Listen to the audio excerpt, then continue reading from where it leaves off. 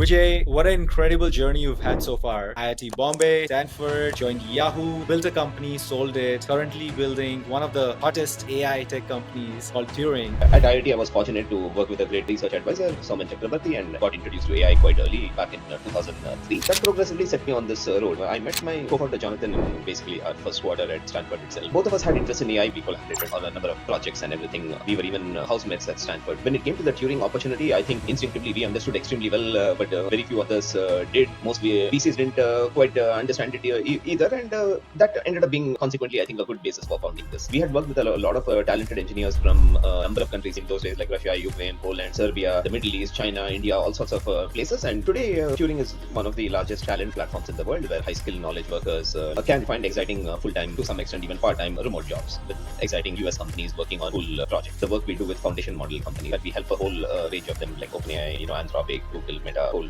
set of others, make their models better at coding, reasoning, multimodality. Turing is, I think, over 300 million in ARR and profitable. What's the current valuation of Turing? We raised around some months ago, late last year, early this year, and the post-money valuation was 2.2 billion at that time. I am willing to bet that today software developers are probably at least 20% more productive, maybe 30% more productive compared to 3 years ago. AI ultimately is going to disrupt everything as we know it, probably far or maybe even bigger than the internet and the smartphone itself. My guest today is Vijay Krishnan, co-founder and CTO of Turing, the 2.2 billion AI talent platform that has become the secret weapon behind OpenAI, Anthropic, and Google's breakthrough. From IIT Bombay to Stanford, from building and selling his first startup to now leading one of the world's biggest remote work companies, Vijay has been at the forefront of AI since 2003. In this conversation, we explore his journey, the founding story of Turing, the future of AI, and how India fits into the global tech story. Now I bring you Vijay. Vijay, welcome to the show. Thanks for doing it. Yeah, thanks, Shiva. Glad to be here. Vijay, what an incredible journey you've had so far. IIT Bombay, Stanford, joined Yahoo, built a company, sold it, currently building one of the hottest AI tech companies called Turing. But before getting into that, Vijay, a good starting point can be we're really a byproduct of our environment. What really shaped you the most while growing up in India? Well, it's very hard to, I think, trace things back there and create some sort of a deterministic trajectory. I think I'm sure, just like everyone else, I've probably encountered a large number of folks in the road, and things could have gone any way. I think. Well, growing up in India, I guess my I mean, I like the STEM areas, and my dad had gone to IIT Madras. I had a couple of uncles that had gone to the IITs as well, and my goal was to get into one of the IITs, and I fortunately did. I would say this. At IIT, I was fortunate to work with a great research advisor, Soman Chakrabarti, and got introduced to AI quite early, back in 2003.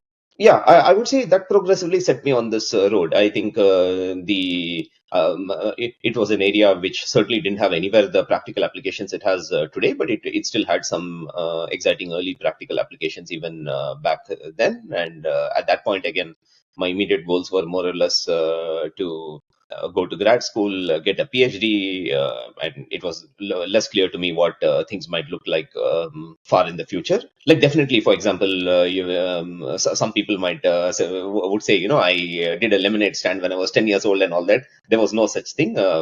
I definitely was not exposed to startups or business or anything of that sort of thing growing up. So um, uh, while that looked like a theoretically interesting idea, I think it only came within reach for me once I got to Stanford and got exposed to that, and set me up in a place where um, I guess there was both a lot of exposure for me, plus I guess some of these things can start becoming fulfilling, right? Like a large number of VCs have seen that they have backed the Stanford companies, and therefore they are a lot easier to talk to and other things, and these things can become fulfilling beyond a point.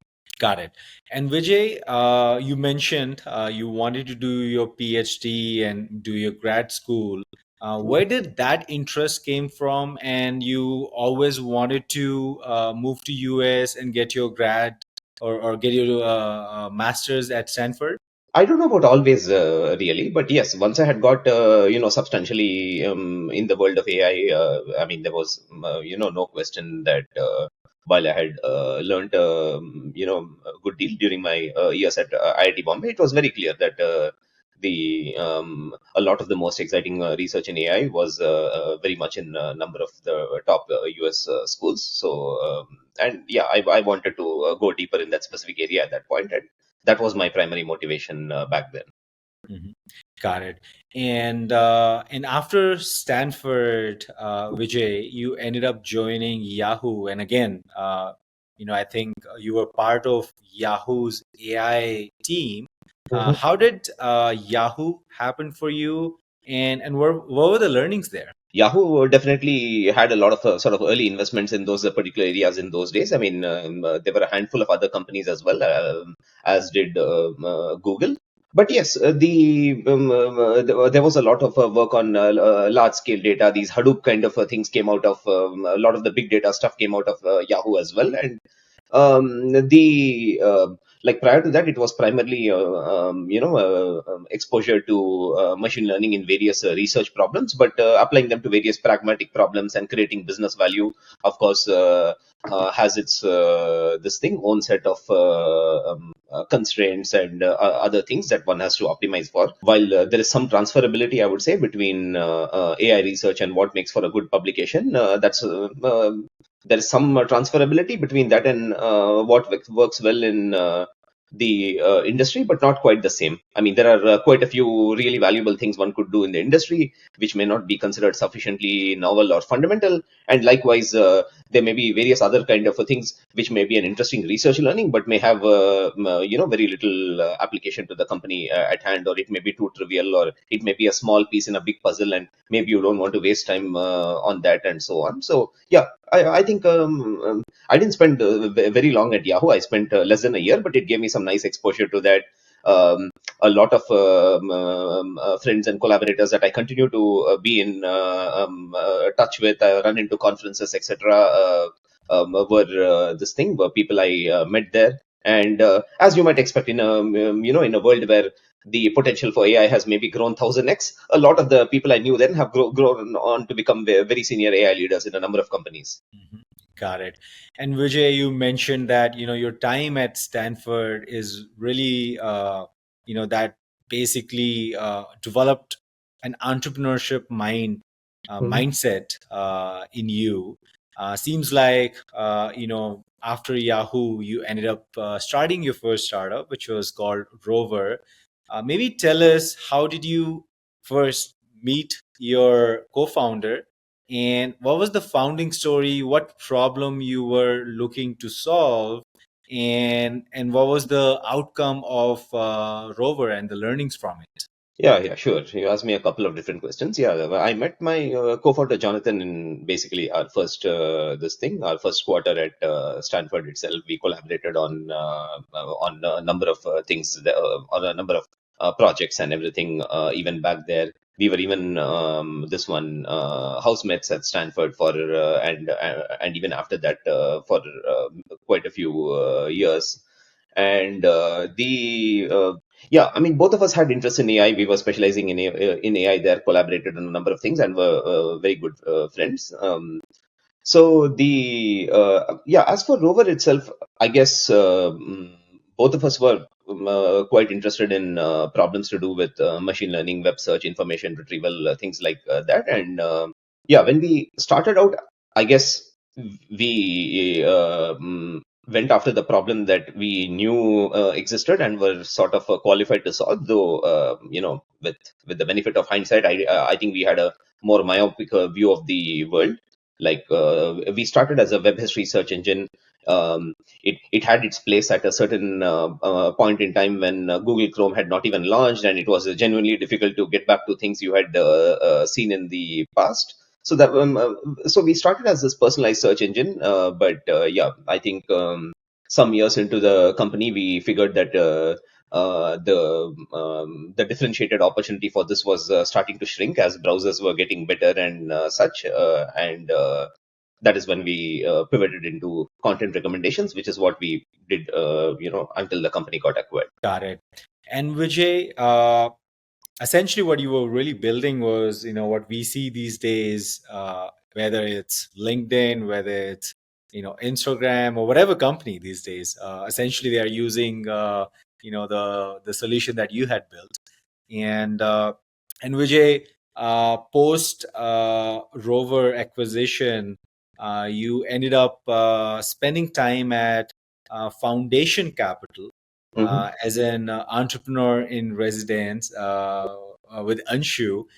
Maybe tell us what was your thought process around spending time at Foundation Capital, and what was the founding story of Turing at Foundation Capital? Yeah. So I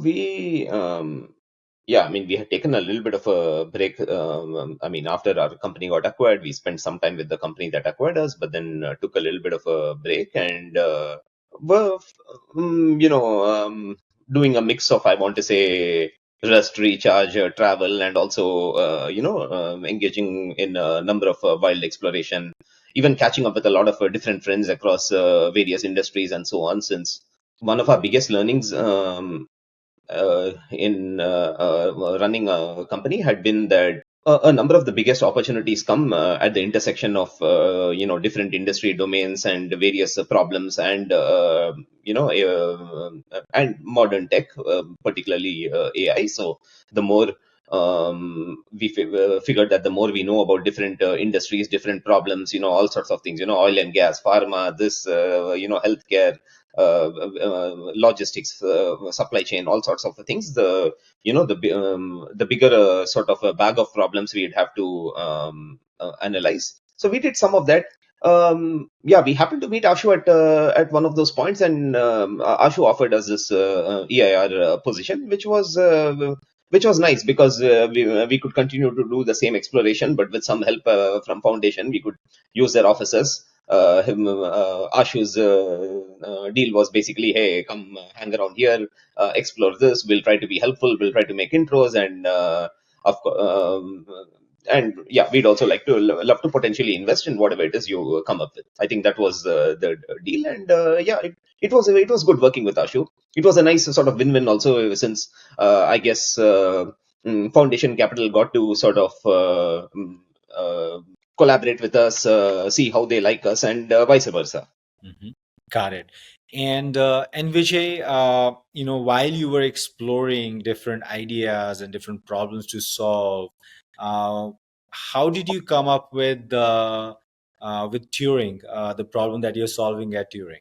Um, yeah, the we did explore a couple of other things. In fact, another one, which we gave some element of serious thought to was this AI for sales coaching. So like a competitor to Gong. Like Gong has of course grown a lot since then. I think 200 million ARR plus, maybe even a lot bigger. Now. That was something we had given a serious thought to as well, but we found ourselves coming back to the Turing opportunity mainly because we felt like this is where our founder market fit was most. I mean, ideally, to build a great company, you need to have a large market. You need to have the opportunity to build something that is a lot better than the status quo, and maybe defend that differentiation as well for some years when you can achieve rapid growth. And but there's a last element, which is the founder market fit. Why are you uniquely qualified to be starting a company like that? In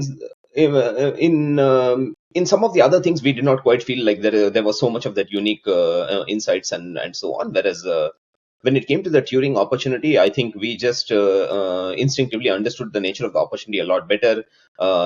It ended up being the kind of thing that instinctively we understood extremely well, but very few others did. Most VCs didn't quite understand it either, and that ended up being consequently, I think, a good basis for founding this. And in our case, I think a lot of our intuitions in turn came because we had worked with a lot of talented engineers from a number of countries in Eastern Europe, like Russia, in those days, like Russia, Ukraine, Poland, Serbia, the Middle East, China, India, all sorts of places, and we had by brute force built a lot of intuition on how we might source great talent, how we might test them thoroughly to pick the top few percent of this global talent pool, how we might actually make allow the remote team to function, and how ultimately doing all this correctly would give tremendous competitive advantages compared to mere local team building. So we felt like our intuitions here were a lot more bang on target. And even if you look at this, right, like a lot of our key product decisions made in the first couple of years, where naturally we didn't have the benefit of large amounts of data or A/B testing or anything. The product instincts generally had to be right. We were bang on target most of the time. And Vijay, you started, or maybe before this, for the audience, Vijay, can you tell us, in simple language, what does Turing do? How did you initially started? What was the thesis? How has it evolved? Or the new things that you've been doing over, the last few years? Yeah, yeah. So today, Turing is one of the largest talent platforms in the world, where high skill knowledge workers software developers, data scientists, ML engineers, but also knowledge workers across a range of other areas, people with PhDs in physics, chemistry, mathematics, lawyers, doctors, all sorts of folks can find exciting full-time or now to some extent even part-time remote jobs, and from wherever they are, with exciting US companies working on cool projects. So the people sign up on our platform, they go through a series of rigorous tests. We cover hundreds of different skill areas, and we engage in some manual interviewing at the end as well. And we put these remote teams together and deliver work. Today, I would say the we have two main business lines. Like chronologically, our first business line was a tech consulting and implementation business line, where we mostly worked. Today mostly work with Fortune 500 companies, but in the early days did a lot, had a lot of focus on startups as well, which we still do, but to a smaller extent now. This was a straight up, AI and tech consulting and implementation related work. We also did in the early days, we did a lot more pure staff augmentation. Now it's a lot more of fully managed consulting and implementation work. But the other business line which became possible a few years ago was the work we do with foundation model companies, which is the one where we help a whole range of them, like OpenAI, Anthropic, Google, Meta, whole set of others make their models better at coding, reasoning, multimodality, tool calling, frontier STEM knowledge, medicine, all sorts of things, by way of offering this service to companies for that involves human feedback data for evals, SFT, RLHF, RL gyms, and so on. Ultimately, the kind of work that involves running large teams of human experts to evaluate model weaknesses and help improve them with human feedback. So this turns out to be a key sort of key component of making these models really good.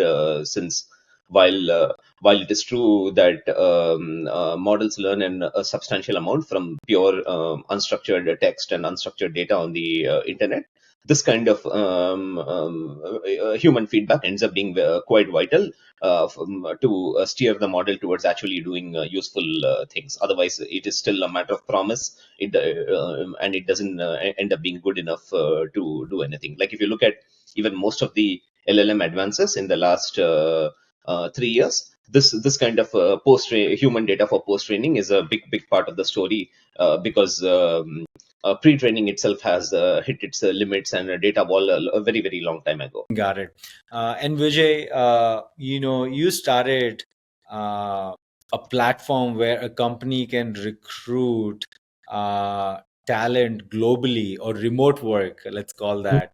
When remote work was not really a sexy or a term, right? That was you started, I think, 2017 or 18. I'm assuming that for you guys, maybe one of the first inflection points was pandemic. where Hmm. remote work kind of like became mainstream. And then the other inflection point could be chat gpt Correct. moment. And any other inflection point that you would like to share with us, Vijay, that has had played a massive role in Turing's journey? No, these were the primary two. I think the pandemic, of course, accelerated matters. But even before the pandemic, for example, there was a lot of growth simply coming from the fact that more and more companies were even in 2019 buying into the idea of remote. Now you're right. Compared to 2020 standards, that's nothing, perhaps. But if you go back and look at some old news stories from 2019, Jan 2019, not 2020, you'll see things saying 2019 is the year of remote. Of course, people forgot about all those stories after something 100x bigger in magnitude and impact happened. But yeah, so but fundamentally, no, these two have been the largest inflection points, no question. Yeah. And Vijay, you mentioned I think I'm forgetting the exact words. Either it's tech talent or hiring is a $1 trillion problem. Uh, can you elaborate on that, Vijay? And yeah. So, well, if you just say add up the tech consulting and implementation market, right? You add up the add up the revenues of all these companies, right? Like an Accenture and IBM and various others, you'll probably get to $1 trillion. And ultimately, in some shape or form, these companies do solve for the hiring problem or the consulting and implementation problem, but the ultimately the problem of putting the right technical talent together, produce the kinds of valuable knowledge work that would benefit their clients. Mhm. And Vijay, look, you've been at the forefront of machine learning and AI Mhm. since I would say what 2000s. Mhm. And through your lens, Vijay, would hiring and software development would really be replaced by AI, or what's your take on this? Yeah, I mean, long term, it's very difficult to extrapolate too far out into the future. There is just too many variables because it's not just software engineer hiring, right? It is pretty much all knowledge work, basically. Maybe not even all knowledge work. Yes, right now, for example, automating parts of knowledge work looks a little bit more within reach compared to, say, robotics like activities, but it's perfectly possible. Um, with an additional 5-10 year delay, a lot of robots too get very good at doing the kinds of physical tasks humans engage in. So yeah, I don't even know that this is necessarily particular to this. Well, we are already seeing quite some noteworthy software engineering productivity gains. Like I'm sure anecdotally people see all sorts of things in various small work streams. People probably could be seeing really large productivity gains, but even averaged across fairly average across the industry, or at least the tech forward in portion of the industry. I am willing to bet that today software developers are probably, let's say, if I have to put a number on it, I would say maybe at least 20% more productive, maybe 30% more productive compared to 3 years ago. And I fully expect that with the models getting better, the tools getting better, the adoption getting better, all that stuff, this thing will continue to happen. Yeah, I mean, I've heard both both kind of arguments on this subject. I've heard this argument that about it being deflationary. That is, there's something to be said for that. I've heard the other argument about this being a superpower, allowing people to do a lot more than what they could do before. There is some merit to that also, but I very much suspect that this absolutely puts pressure on. I mean, in the long term, it may put pressure on everyone. But for example, in the short term, it is absolutely putting pressure on the sort of entry levels and so on, where folks mostly engage in operating in task scope rather than project scope or company scope. Like typically, somebody specifies something very, very clearly for them, color within these lines and in this exact way, and that is what they do. Those are the sorts of things which are definitely likely to get disrupted first. And I think we are seeing some evidence of that already. Got it. Yeah, And so definitely, even for the software developers that wish to be effective, the better they get at the whole thing. Thinking about value creation, not just I'll take a very highly specified Jira ticket and implement it, but also get into this game of, okay, they can operate with ambiguity, they can have cross-functional conversations with stakeholders, make the right trade-offs, decide what is a quick and dirty thing that needs implementation for the purpose of winning something where code quality is maybe less important, understand where something else may be needed, and so on. So, to, like people often kind of you call this just like seniority or maturity of a software developer, or very often this is what corresponds to people getting promoted as well, to like from a junior software engineer to a senior one, staff engineer and such. And yeah, the more quickly maybe people can go up the ranks in some of these, the less they are likely to see such a disruption. Mhm. And Vijay, I think last I read was Turing is, I think, over 300 million in ARR and profitable. What are the future plans for Turing moving forward? Yeah, so as I mentioned, right, today we've essentially divided our business into these two key business lines. One is what we call AGI advancement, the or ASI advancement, where we are helping all the frontier models get better with a whole range of novel capabilities. And the other business line is what we call Turing intelligence, which is how do we bring the best and of today's AI to various Fortune 500 companies and help build large commercial value. So we today, in many ways, I think the AI infrastructure spend, as you might expect, is sort of somewhat disproportionate to the amount of spend on applications. But that said, I think we, like every 2 quarters or so, we absolutely see the demand for implementations growing, and I think it'll probably take some the next few years for the application related side of spending in the world to vastly exceed this one, the infra spend, which is what is the healthy equilibrium. Like it's not a healthy equilibrium if if the world spends $1 of infra and only 10 cents on applications. That's Mhm. but yeah, so both the business lines are very exciting. Like obviously there's a this is a there's a lot of exciting things we get to do on the frontier of these models and helping improve them and everything. But taking those to build real value is also exciting, and I fully expect that story will unravel over the next 10 years or so. Some industries are slow to adopt various things. There are various messy manual processes, tribal knowledge, and so on. And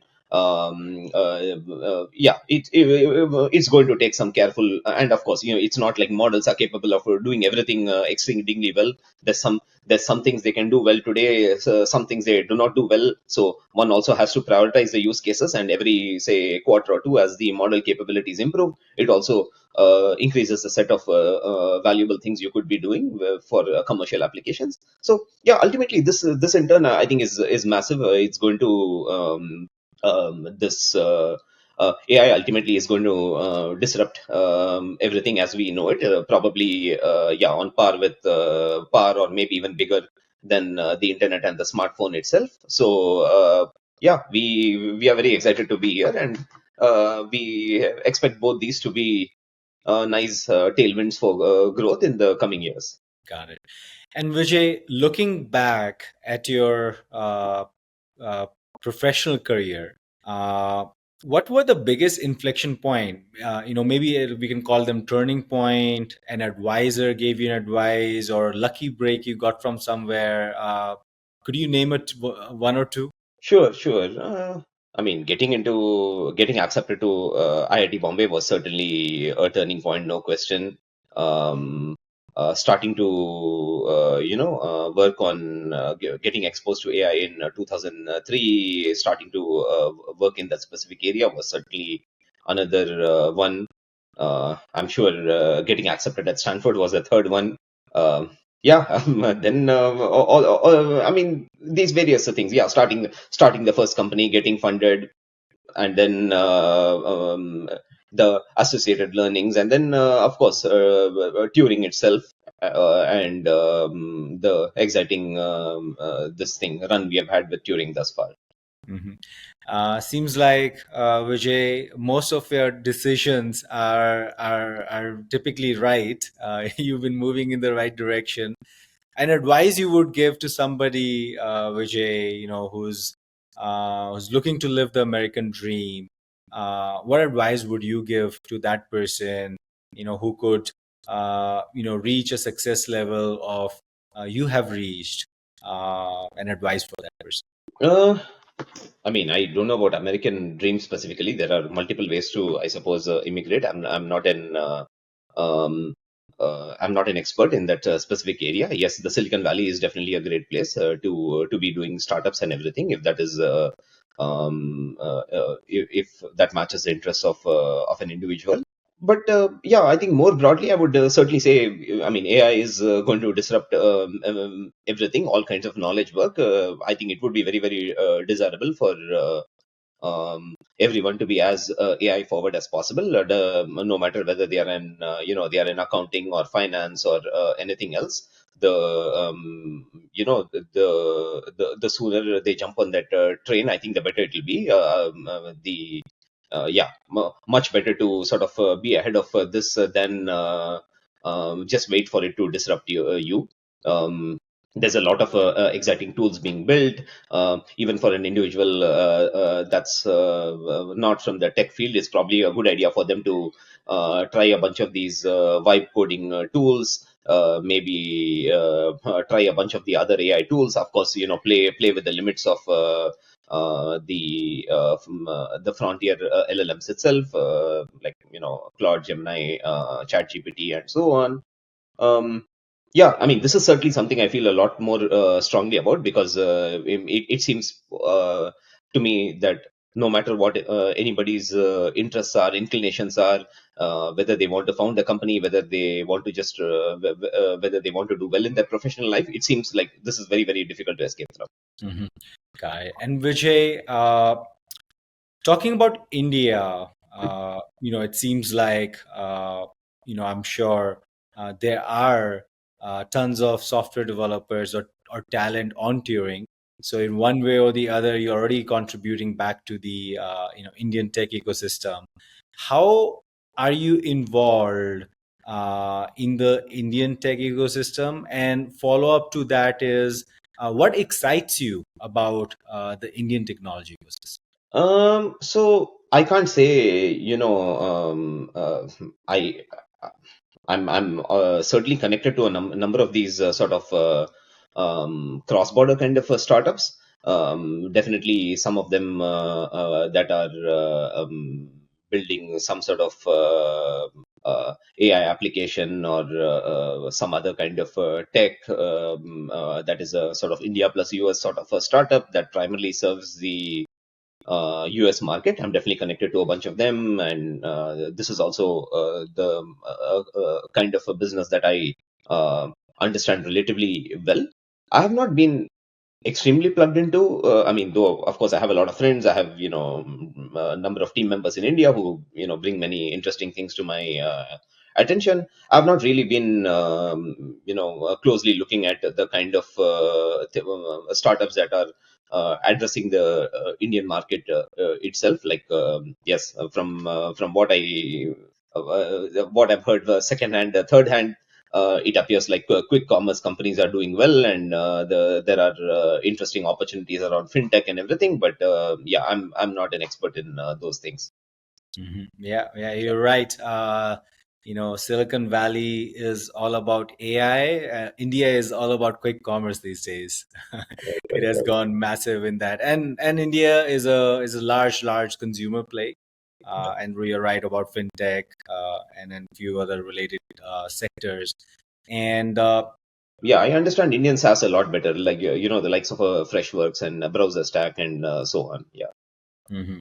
Got it. Vijay, maybe a story or two where, a developer or it could be some other talent on Turing, let's say used to make X amount of money. Through Turing, they got hired by a tech company in Silicon Valley, and suddenly they started earning, life-changing money. Do you have a story or two around those? Oh, absolutely, absolutely. I mean, this happens all the time, right? Like, this has definitely happened with thousands of people around the world. I mean, it would have happened with the thousands of people in India itself, but also, I would say, hundreds of people each in a number of other countries around the world, in Brazil, Argentina, Peru. A number of countries in Africa are really interesting, like Nigeria, Ghana, Ethiopia, Egypt, Rwanda, a number of countries in Eastern Europe, Vietnam, and so on. Yes, absolutely. I mean, the that was definitely one of the very exciting motivations for us in founding this company. The fact that we had figured that there are a lot of talented people in different parts of the world. It's just not very easy to sort of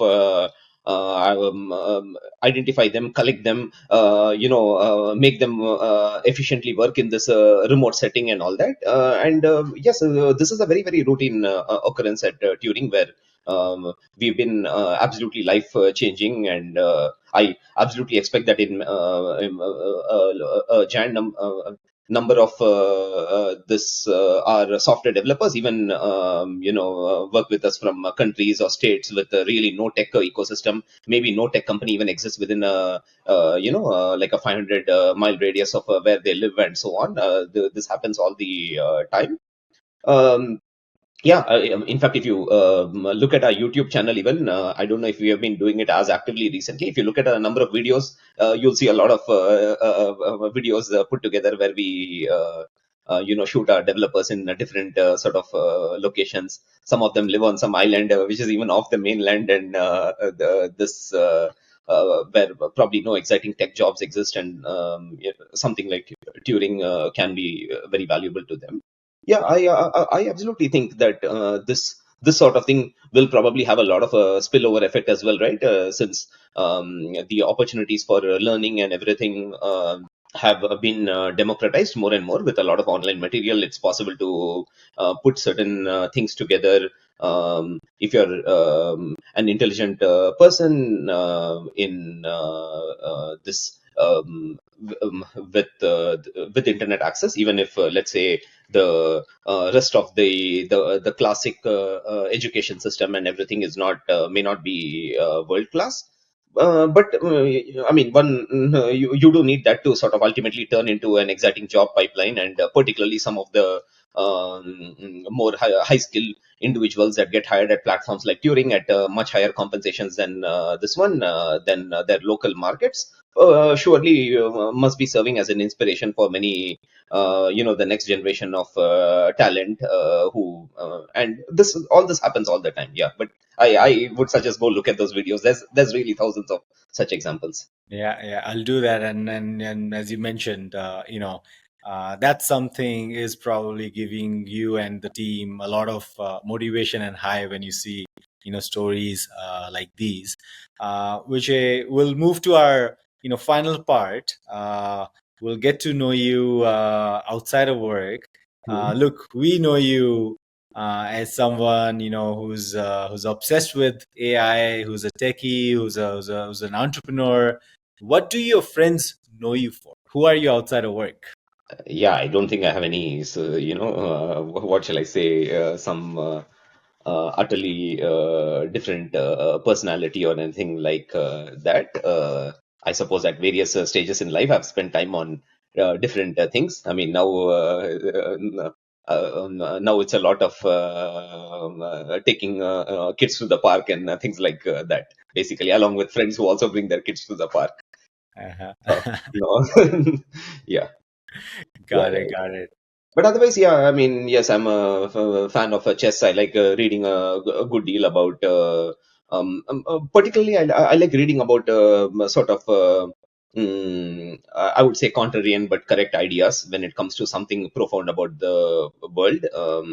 Yeah, a lot of things around, yeah, business, economics, rationality, game theory, various things like this, generally speaking, are of interest. And yeah, yeah, I don't know that the I have some really different personality with friends or anything like that.